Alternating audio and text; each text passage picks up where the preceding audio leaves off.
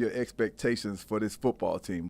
Yeah, just to win. I'm grateful, especially personally. I'm grateful to play a position where the team goals are my goals. Winning, how quarterbacks are judged is by winning games. So there's no personal stat, there's no personal accolade. If we win, all the goals of the team, personal goals for me, all of that goes with that.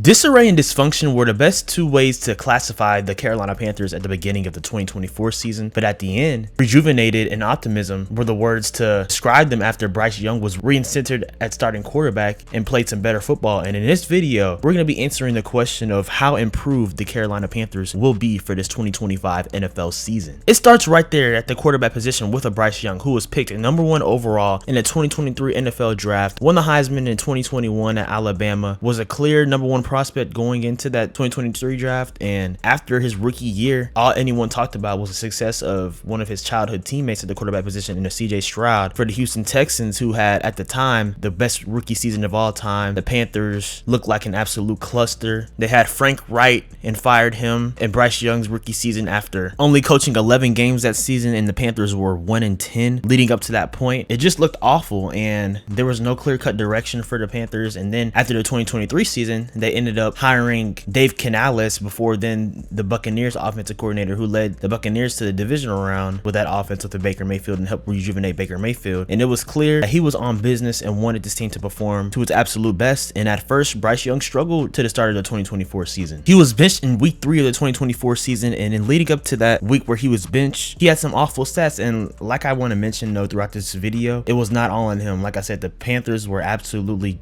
the definition of dysfunction leading up to that point, and they had no clear plan to provide Bryce Young the stability to succeed up into his rookie year and to that point. But before he was benched in week 3, he had a 2-16 record as a starting quarterback. He was bottom 5 among quarterbacks in NFL history in terms of yards per attempt, bottom 5 in touchdown percentage in quarterbacks in NFL history, and that resulted in the Panthers starting veteran Andy Dalton for the following 5 games, where, let's be real, of course he had some moments because he's a veteran bridge quarterback, but they still weren't good.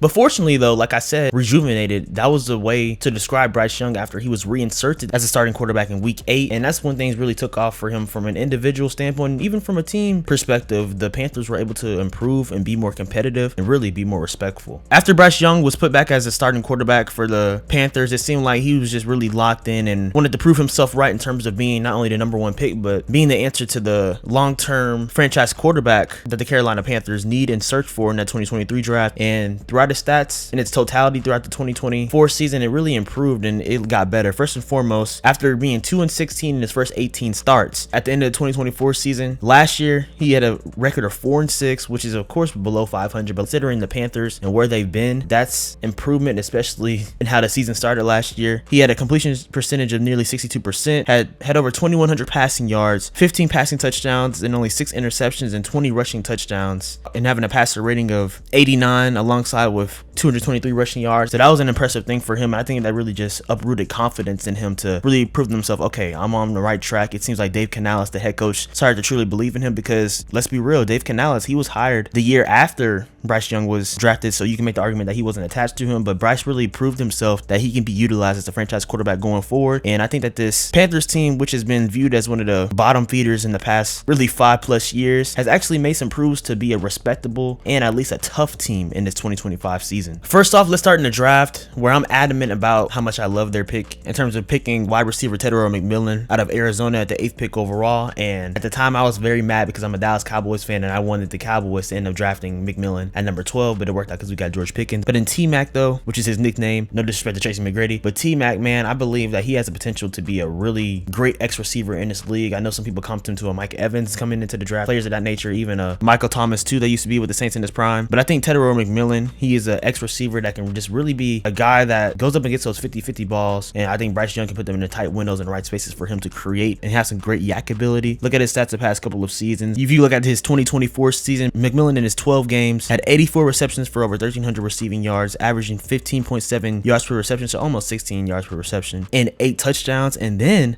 In 2023, which I'll make the argument has been his best collegiate season, he had 90 receptions for over 1,400 receiving yards, averaging also nearly 16 yards per reception, and had 10 receiving touchdowns. He's just going to be a great threat for this offense, and he can emerge potentially as the future wide receiver 1 for this team, maybe even off rip in his rookie year. And I know they have players like an Xavier Legette, who was our first round pick from the 2024 draft, who had a solid rookie year, having 49 receptions for nearly 500 receiving yards and 4 touchdowns. I think if anything, that can potentially provide a formidable wide receiver duo going forward in the future. And they also have a wide receiver in Adam Thielen, who has been in the league for 11 years going into his 12th season, who they can learn from as well. So that's just perfect in terms of a veteran continuity and them just overall having continuity from a coaching staff going into Dave Canales' second season as head coach. But staying with the draft though, I also like them drafting a Nick Sorton edge from Texas A&M, who was a part of that stout defense down there with players like a Shamar Stewart and others. They were ranked last in the league in terms of allowing teams to average 31.4 points per game. They also allowed an average of 7.6 yards per pass attempt, and they also gave it the most points in the league in 2024, giving up a total of 534 points. So yeah, defense, if anything, needed to be emphasized heavily in the draft, but also in free agency, and that's why some people were surprised that they picked Tedero McMillan at 8th overall. But I think it made sense because you want to have another great weapon for your young quarterback that's continuing to develop, and have a wide receiver that can have a great rapport with him. So I understood that. But like I said, drafting Nick Sorton, who ranked 3rd in the SEC with 14 TFLs and led Texas A&M with 5 sacks for the season, I think that's going to be a great boost to their edge room and their defensive line to be more respectable and improve from those abysmal ranks that they had in the 2024 season. Then keeping it there in the draft in the 3rd round, they also drafted another edge, Princely Umanamilan. I'm pretty sure I butchered his name, but it's okay. And he adds some solid pass rush ability too to that room, which like I said needed a boost. So they double dipped in the 2nd round and 3rd round, drafting a Nick Sorton, then Princely. And Princely had some good stats in 2024, having 37 total tackles, 14 TFLs, and 10.5 sacks. So you're adding essentially 15 sacks to that edge room between 2 players when the Carolina Panthers for the season in its entirety in 2024 only had 32 sacks, which ranked them the 4th lowest in the league in terms of having the least amount of sacks. So they weren't last, but they were near last in that department, and they want to improve. And they certainly answered that need for drafting those 2 edges. On their defense, they already have a JC Horn, one of the best cornerbacks in the league, and he just signed also a new 4-year, $100 million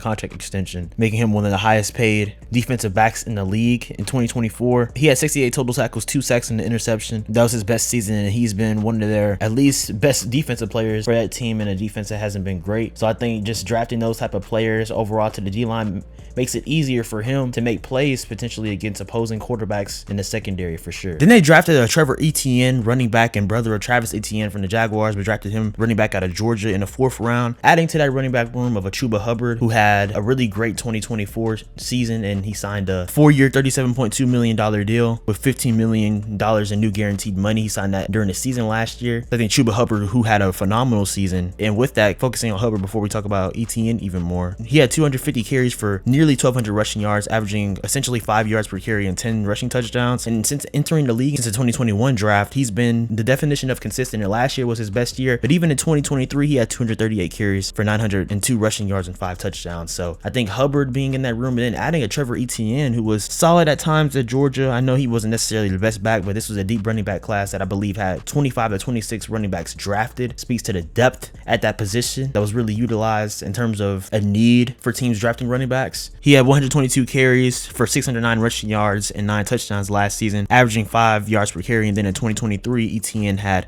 131 carries for 753 rushing yards, almost 6 yards per carry and 8 rushing touchdowns. So Etienne is another body to add to that room. They also added Rico Dowdle, running back for the Dallas Cowboys last year, who had his best season of his career, as he had 235 rushes for 1,079 rushing yards and 2 rushing touchdowns, averaging 4.6 yards per carry. So that's a couple of running backs to be added to that room with a Chuba Hubbard, who's one of the better running backs in the league, just to have some more versatility and have less wear and tear for a Hubbard who can remain fresh throughout his carries, and they can have a running game that can complement the pass at a high level. Don't forget also they have Jonathan Brooks, running back out of Texas that they drafted a couple years ago, recovering from ACL injury. So that's 4 running backs right there. I know usually teams carried 3 to 4 running backs. Maybe you'll keep one on the practice squad. Since Brooks is still recovering, he'll probably be on the PUP list, but they have a lot of depth at that position, and that's only a great thing for a Bryce Young and a quarterback who you can relieve pressure from not having to drop back all the time. That's just a perfect thing for them. With that in the draft, adding to their defense, they drafted Lathan Ransom, safety out of Ohio State, who was a contributor and then winning the national championship last season. Cam Jackson, nose tackle out of Florida, even adding more to that defensive line, which I said was one of the worst in the league. So like I said, they needed to bolster that up, and they used that as a great emphasis. They drafted him in the 5th round in the trade from the Giants. They drafted tight end Mitchell Evans out of Notre Dame in the 5th round for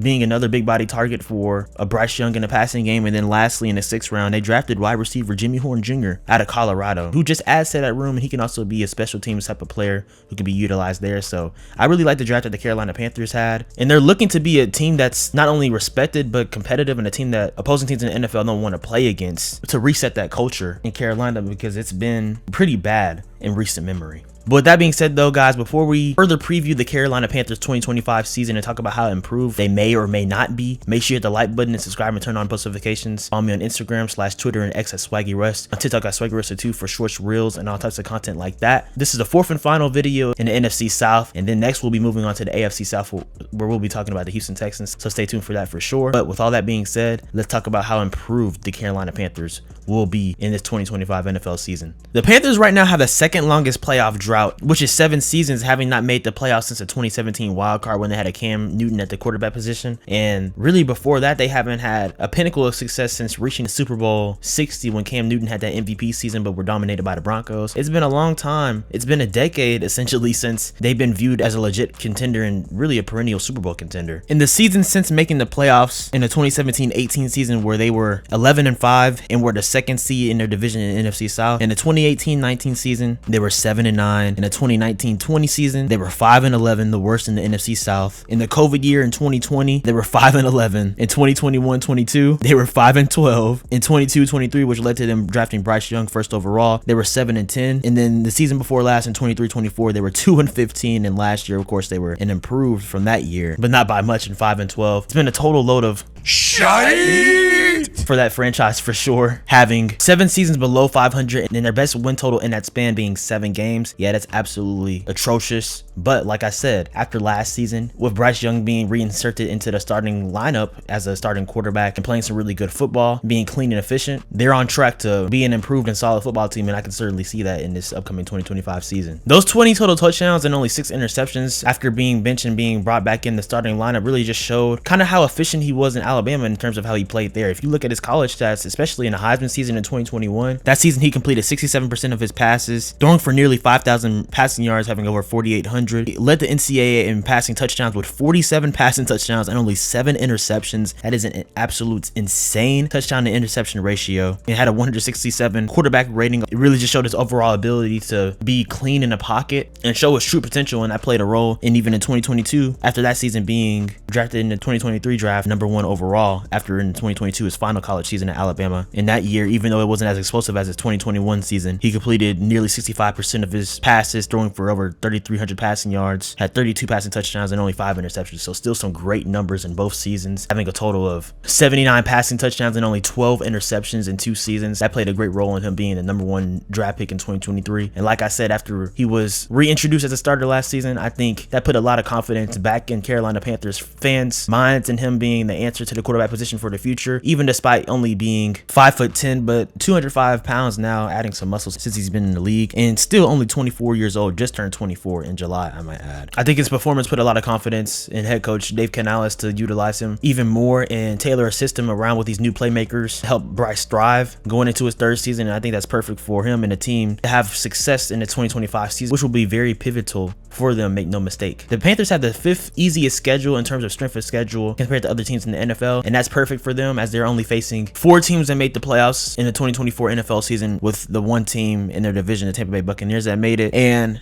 I really do like the potential for this team to maybe even win 7 to 8 games this year. And like I talked about with some of the bad teams that I previewed throughout this series so far, that's improvement, because they were 5-12 last year and 2-15 in 2023. So in week 1 against the Jacksonville Jaguars, you can make the argument that's a pick'em game because we haven't seen this new current iteration of the Jacksonville Jaguars with a Travis Hunter in the fold playing wide receiver and defensive back, and also Brian Thomas Jr. going into his 2nd season where he had a phenomenal rookie year. I'd like to see how the Panthers play against them, especially like I talked about with their defensive line just being retooled and things of that nature with some youth that they brought in the draft and also in free agency. I'd like to see how that game goes, but I wouldn't be surprised if the Panthers were to beat the Jacksonville Jaguars. Now in week 2 though, they do play against the Arizona Cardinals, and I don't know if I like that game for the Panthers, man, because I think the Cardinals Cardinals play a physical type of football, and they have the weapons on offense like a Kyler Murray at the quarterback position, Marvin Harrison Jr., Trey McBride, James Conner, who can really bludgeon opposing defenses. And their defense, I think Arizona is going to be one of the best in the league, so I could see that being a loss for the Panthers potentially. Then they play one of their divisional rivals in week 3 against the Atlanta Falcons. I still think the Falcons are a better team than the Panthers, I'm not gonna lie. Would it surprise me for the Panthers to beat the Falcons once? No, because they did that last season, winning 44-38, essentially eliminating the Falcons from the playoffs, and that's opened the door for the Buccaneers to win the NFC South for a 4th consecutive year. So to me, that could go either way, and also that'll be the Panthers home opener too, so they'll be trying to win that game for sure in week 3. Then in week 4, they'll be playing against the New England Patriots. I think the Patriots are going to be a team that could be a sneaky wild card threat in the AFC. So I would probably favor the Patriots, but I wouldn't think it would be an easy game at all for the Panthers. And I think that's going to be the biggest thing, which I'm going to elaborate even more on the Panthers in terms of their perception against other teams and in the league in general. That is not just going to be a cakewalk against them. Let's go on and go through some other games. In week 5, they play against the Dolphins. That's winnable. Then they play against the Cowboys as well too. I think the Cowboys are better than the Panthers. And even last year when the Cowboys were 7-10, they still dominated the Panthers, I believe, winning 32-12. So I would favor the Cowboys in that game. Then they play the Jets, the Bills. That's going to be a tough game. That could be a really ugly game, not gonna lie. Even with the Panthers being more respected and improved, I still think the Bills are one of the best teams in the league overall, and still a Super Bowl contender. Of course, got to get past KC, but yeah. Then after playing the Bills in week 8, they play against the Green Bay Packers in week 9, one of the best teams in the NFC as well, and are looking to get better. I like what they did in the draft, drafting a Matthew Golden, another receiving threat for Jordan Love. And they play against the Saints. I think, not gonna lie, I talked about the Saints in my last season preview. If you haven't checked that out, go watch that after this. I think the Saints are gonna be the worst team in the NFL potentially. So if anything, that says that the Panthers should win that game. They better win that game. But they play them in week 10. They play the Falcons again in week 11. Then the 49ers. That'll be a tough game, but against the 49ers, that'll be on Monday Night Football. So that'll be intriguing in that aspect. Then they play against the Rams, a playoff team from last year. That'll be a tough game. And then they have week 14, a bye week. And I think that bye week is perfect. Like I've continued to talk about in different videos, if you have a bye week between weeks 10 and 14, I think that's a perfect spot for you to get refreshed and go on a stretch run for the season. But for the Panthers, I'm not gonna lie, I still think they're a year or two away from making the playoffs, so I don't think at that point it'll too much of a difference, but hey, it could. And then in week 15, they play against the Saints again. They play against the Bucks for the first time in week 16 on December 21st at home. Then they play in week 17 against the Seahawks, a team that nearly made the playoffs, being 10-7. And then the Buccaneers, who have dominated the division for the past 4 years, they play them again in week 18 for their final game of the regular season. Honestly, I think the Carolina Panthers max is winning 7 or 8 games this year. That's just realistic in my opinion. Currently, right now, the Vegas over-under win total for the Panthers in 2025 is 6.5. I would take the over. I think that they're a team fully capable of being 7-10 or 8-9, and that'll probably put them in a draft position around the 12th or 13th area, something like that. I think they'll be better in 6-11. Like I said, they're going to be a team that is going to be improved offensively and defensively, because really, how worse can it get than what they were? And they did draft the acquiesce of talent on both sides of the football to really improve. And that's one thing though there, like I talked about, perception and the respectability in terms of across the league. I think Bryce Young really made a name for himself and really just awakening what scouts and different people saw from him going into the 2023 NFL draft when he was a #1 pick. And then just, like I said, them drafting a Tedero McMillan to be the potential wide receiver one, having Xavier Legette go into his second season, having a dynamic running game with a lot of different options with Chuba Hubbard, Rico Dowdle, and Trevor Etienne. I just think that their team is overall going to be improved, and they're going to be a team that's going to want to marry the run and pass game, have a complementary type of style of football, and not get ran over, because they've been ran over a lot in the past 7 seasons, and they want to change that awful perception from their franchise, which has been kind of set by their owner, David Tepper, who is now, I guess, probably one of the most disliked owners in the league based on just how he handled business, some of the stuff like that, and some of the tantrums that he's had, things of that nature. But I think the Panthers, they're really shaping themselves to be a more competitive and respectable team going into this 2025 season in the NFC South. But I still think they're a year or two away from making the playoffs, and that's not crazy to say at all. But just because they don't make the playoffs this year doesn't mean it won't be successful. Doesn't mean that it won't shape themselves into being a team that's trending upwards, and also can make some more moves to potentially be legit NFC playoff contenders or even wildcard contenders in the 2026 season, which they could be shaping themselves up to depending on their success in this upcoming 2025 NFL season. But you guys let me know in the comments down below, how improved do you think that the Carolina Panthers will be in this 2025 season? Like I said, I think that they'll be potentially 2 to 3 games improved and have more of a tough and edgier type of football team that'll be competitive, but still hanging on the rim and being a little bit short of making the playoffs, but getting closer and closer and continuing to trend upwards, which is a positive sign for that franchise that has been searching to make the playoffs since the 2017-18 NFL season. That finishes things for the NFC South, and the next division that we'll be going into is the AFC South, first talking about the Houston Texans, so stay tuned for that video for sure. And then after the AFC South, we'll be getting into the NFC North. And then the last division we'll be taking care of in this NFL season preview series is the AFC North. Stay tuned for that. We have a lot more preview videos coming soon. This was preview number 20 out of 32. We still have 12 teams left to talk about, and it's a beautiful time, guys. We are 2 weeks away from the start of the 2025 NFL season. Yes, sir. Make sure you hit the like button and subscribe and turn on post notifications. Like I said, follow me on Instagram and Twitter /X at SwaggyRuss and TikTok at SwaggyRuss02 for all types of videos and content, things of that nature, guys. And like I said, more videos left in this series, but also more NBA videos coming soon and just a lot more content, pop culture as well, Marvel, DC and stuff like that too. So stay tuned for that, guys. But yeah, y'all keep being legendary. I appreciate the support always that y'all been giving me, man. And hey, know that you matter. God has so many great things for you guys. Keep Jesus Christ at the center of your life always. Know that you were here for a reason, not by mistake or not by accident, guys. So y'all keep being blessed. I love y'all guys so much. And y'all have a good one. Peace.